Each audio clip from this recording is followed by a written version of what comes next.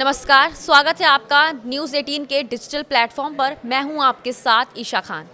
क्या एक बेटी की ना, एक पिता की जिद और एक परिवार की चुप्पी एक मासूम की मौत की वजह बन गई? इंदौर के ट्रांसपोर्ट कारोबारी राजा रघुवंशी की हत्या नहीं होती अगर सोनम के पिता देवी सिंह शादी की जिद पर अड़े ना होते। हम आज आपको दिखाएंगे इस हत्याकांड का वो पहलू जो अब तक छुपा हुआ था। पड़ोसियों की गवाही, सोनम की भाभी की चुप्पी और उस पिता की जिद जिसने अपनी बेटी की जिंदगी का फैसला खुद किया।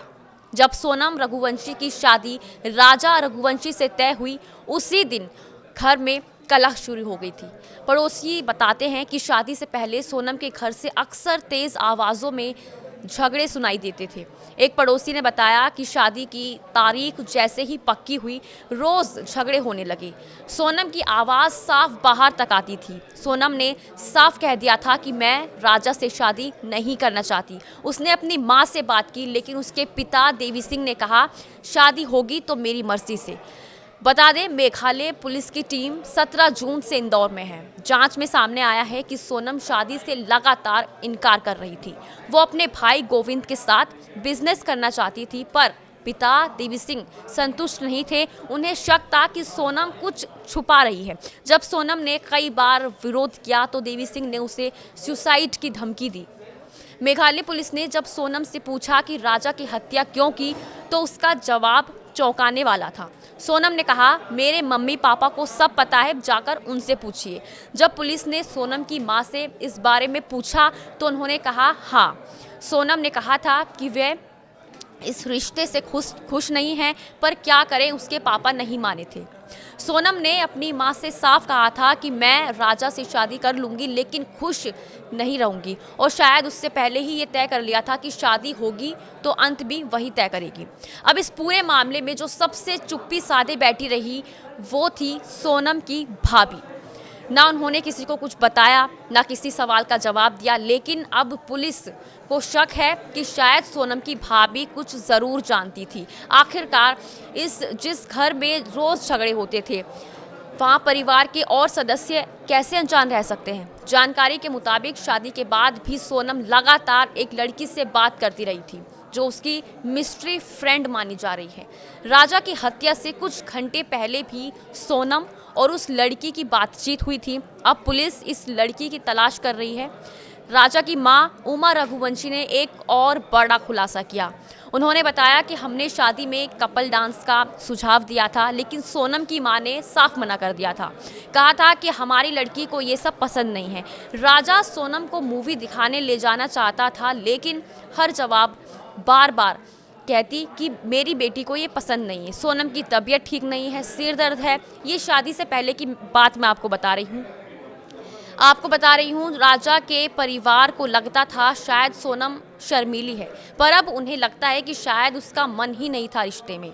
सोनम ने अगर साफ मना कर दिया था तो क्या एक बाप अपनी बेटी की बात नहीं माननी चाहिए थी? लेकिन हुआ उल्टा। कुंडली मिलते ही पिता ने रिश्ता तय कर दिया, बेटी की ना को अनदेखा किया और सुसाइड की धमकी देकर उसे मजबूर कर दिया। और फिर सोनम ने वो कर दिया जिससे पूरे देश को झकझोर कर रख दिया है। राजा के हत्या के 11 दिन पहले सोनम और उसके प्रेमी राज कुशवाहा ने मिलकर हत्या की प्लानिंग कर ली थी। बता दें, परिवार को, समाज को, राजा को कुछ भी नहीं पता था, क्योंकि सोनम मुस्कुरा रही थी और अंदर एक तूफान पल रहा था। ये भी बता दें कि सोनम और राज कुशवाहा की पहली मुलाकात महज संयोग नहीं थी, क्योंकि सोनम अपने भाई गोविंद के साथ प्लाईवुड का कारोबार संभाल रही थी, लेकिन जल्द ही उसने हवाला के गोरख धंधे में भी पैर पसारने शुरू कर दिए थे। इसी दौरान सोनम को ऐसे व्यक्ति की ज़रूरत थी जो हवाला जैसे संवेदनशील काम को भरोसे के साथ संभाल सके, और यही एंट्री होती है राज कुशवाहा की। राज बेहद ही ईमानदारी से सोनम के साथ इस गोरख धंधे को संभाल रहा था। पैसे का खेल, लेन देन का जाल और गैर कानूनी रास्तों से बढ़ता मुनाफा, यहीं से सोनम और राज के बीच रिश्ते भी गहराने लगे थे। राजा रघुवंशी की हत्या से 5 महीने पहले से ही दोनों की नज़दीकियां चर्चा में थी। करीब 2 महीने पहले सोनम ने इंदौर की पोस्ट लोकेशन स्कीम नंबर 1954 में एक नया दफ्तर खोला। कागजों में ये एक शेयर मार्केट से जुड़ा ऑफिस बताया गया, जहां 7 कर्मचारियों को नौकरी दी गई थी, जिनमें ज़्यादातर महिलाएं थीं। आसपास के लोगों को ये बताया गया कि यहाँ शेयर और फाइनेंशियल इन्वेस्टमेंट से जुड़ा कुछ काम होता है। लेकिन अब पुलिस जांच में सामने आया है कि ये सब एक दिखावा था। असल में यहाँ हवाला का गैर कानूनी कारोबार चलता था। इस फर्जी ऑफिस की भनक ना तो लोकल प्रशासन को थी, ना ही मोहल्ले के लोगों को।